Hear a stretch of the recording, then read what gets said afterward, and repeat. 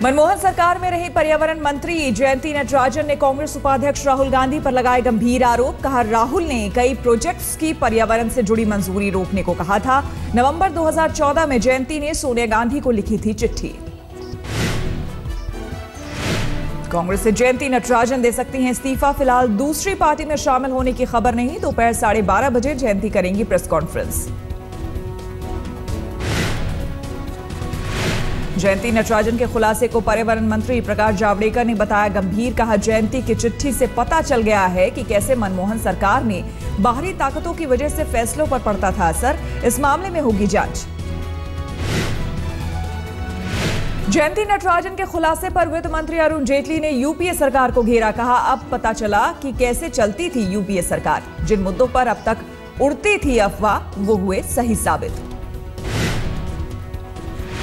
राहुल पर जयंती के खुलासे को कांग्रेस ने किया खारिज। पीसी चाको ने कहा, जयंती नटराजन के आरोपों में दम नहीं।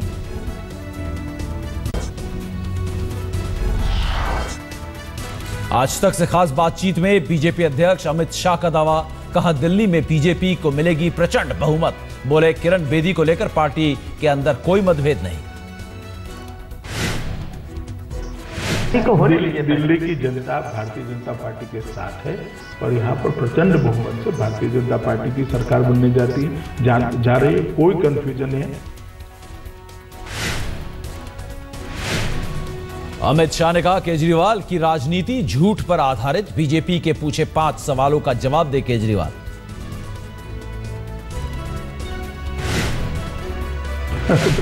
हमने तो आज 5 सवाल पूछे मेरी पार्टी की ओर से। कल भी 5 पूछेंगे, परसों भी 5 पूछेंगे। पहले इनके तो जवाब दे दे, बहस अपने आप हो जाएगी। अमित शाह से मुलाकात के बाद बीजेपी ने दिल्ली चुनाव पर बदली रणनीति। प्रचार के अलावा बूथ माइक्रो मैनेजमेंट को देगी तवज्जो। सूत्र के मुताबिक केजरीवाल पर बीजेपी करेगी सीधा प्रहार।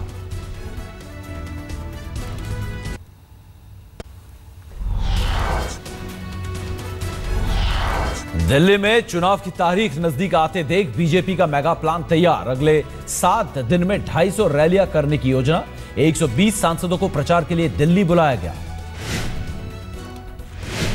बीजेपी ने पार्टी से सहानुभूति जताने वाले वोटरों पर किया फोकस। पार्टी ने सभी कार्यकर्ताओं से कहा, 7 फरवरी को सभी बीजेपी वोटर डालें वोट। बीजेपी की सीएम उम्मीदवार किरण बेदी का तूफानी प्रचार। आज जंगपुरा, ओखला, अंबेडकर नगर, मेहरौली और पालम में रोड शो। केजरीवाल आज भी पार्टी के लिए करेंगे तूफानी प्रचार। रोहतास नगर, करावल नगर और बुराड़ी में करेंगे चुनावी सभाएं। दिल्ली में राहुल की 2 सभाओं में जुटी भीड़ से कांग्रेस उत्साहित। राहुल के 2 और रोड शो करने की तैयारी में पार्टी।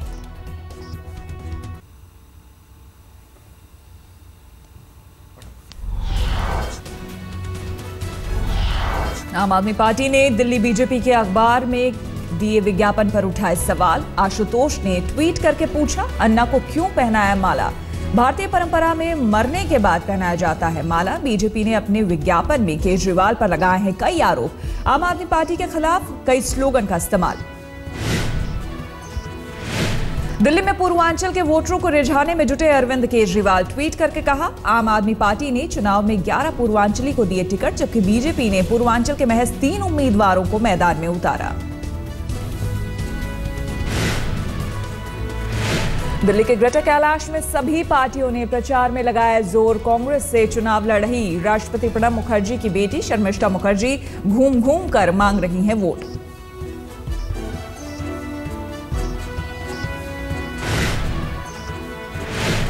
प्रधानमंत्री नरेंद्र मोदी ने राष्ट्रपिता महात्मा गांधी को पुण्यतिथि पर दी श्रद्धांजलि। राजघाट जाकर चढ़ाए फूल। 30 जनवरी 1948 को गांधी की हुई थी हत्या।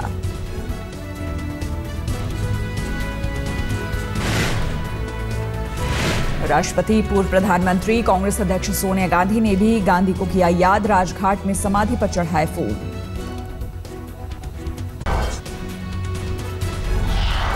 बिहार के सीएम जीतन मांझी के खिलाफ जेडीयू विधायकों की गुटबंदी जारी। इस बार अरुण मांझी के घर भी बैठक। जेडीयू विधायक के घर पहुंचे श्याम रजक और रमई राम ने कहा, हमारे नेता नीतीश कुमार सीएम कौन रहेगा यह फैसला पार्टी करेगी। मुंबई में छत्रपति शिवाजी महाराज की मूर्ति और स्मारक को पर्यावरण मंत्रालय से मिली हरी झंडी। अरब सागर में बनेगी शिवाजी की 312 फीट लंबी मूर्ति। 19 फरवरी को शिवाजी की जयंती पर पीएम मोदी रखेंगे मूर्ति की आधारशिला। दुनिया की सबसे बड़ी प्रतिमा होगी। महाराष्ट्र में मिली हार के बाद मुंबई में युवा नेता को मिल सकती है कांग्रेस की कमान। मिलिंद देवड़ा रेस में सबसे आगे।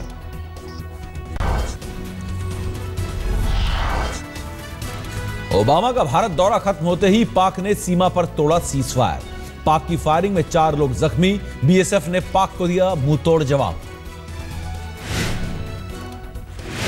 पाक रेंजर्स ने बीएसएफ की 8 चौकियों को बनाया निशाना। पाक रेंजर्स के दागे मोर्टार रिहायशी इलाकों में गिरे।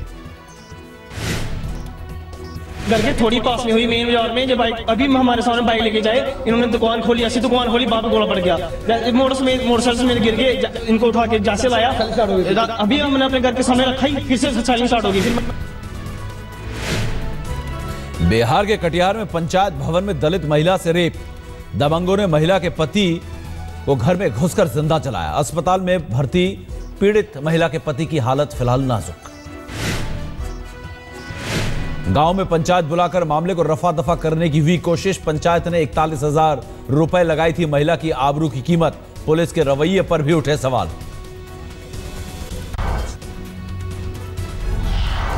दिल्ली के मयूर विहार में 9 साल की बच्ची से छेड़खानी। मकान मालिक के 15 साल के बेटे पर लगा आरोप। चौथी कक्षा में पढ़ने वाली बच्ची ने घर वालों को सुनाई अपनी आपबीती। परिजनों की शिकायत पर पुलिस ने आरोपी को गिरफ्त में लिया। मुंबई के गोरेगांव में बच्चों को चॉकलेट देकर उनका यौन शोषण करने वाला एक बुजुर्ग पुलिस की गिरफ्त में। 60 साल का आरोपी अरुण पाटिल फिल्मों में स्पेशल इफेक्ट्स देने का काम करता है। हैदराबाद के पुराने शहर से पुलिस ने 62 और बाल मजदूरों को किया रिहा हुए सभी बच्चे बिहार के रहने वाले। शनिवार को पुलिस ने 216 बच्चों को आजाद कराया था। केरल के त्रिशूर में गाड़ी का दरवाजा देर से खोलने पर कारोबारी ने सिक्योरिटी गार्ड पर चढ़ाई अपनी हमर। अस्पताल में भर्ती गार्ड की हालत नाजुक।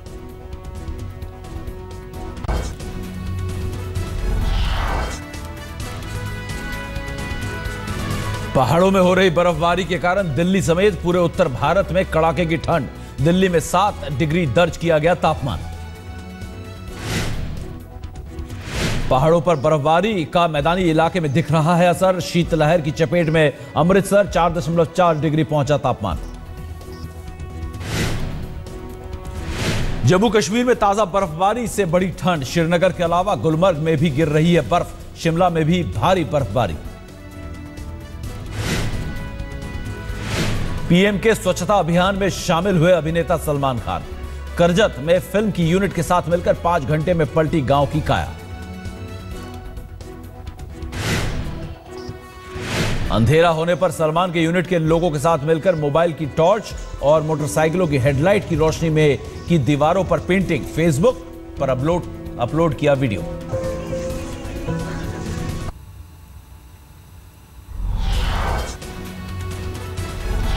ऑस्ट्रेलिया के पर्थ में भारत की हालत खराब। महज 170 पर 9 बल्लेबाज आउट। विराट कोहली को नंबर 4 पर खिलाने पर बोले धोनी। कहा, मिडिल ऑर्डर को मजबूती देने के लिए लिया फैसला। भारत को मिली 2016 T20 वर्ल्ड कप की मेजबानी। 11 मार्च से 3 अप्रैल के बीच होगा फटाफट क्रिकेट का महायुद्ध। नीदरलैंड्स में हथियार लेकर एक युवक ने वहां के नेशनल टीवी स्टूडियो में घुसने की कोशिश। पुलिस ने किया गिरफ्तार। मेक्सिको में एक अस्पताल में गैस ट्रक में धमाके में 7 लोगों की मौत। मरने वालों में 3 बच्चे भी शामिल।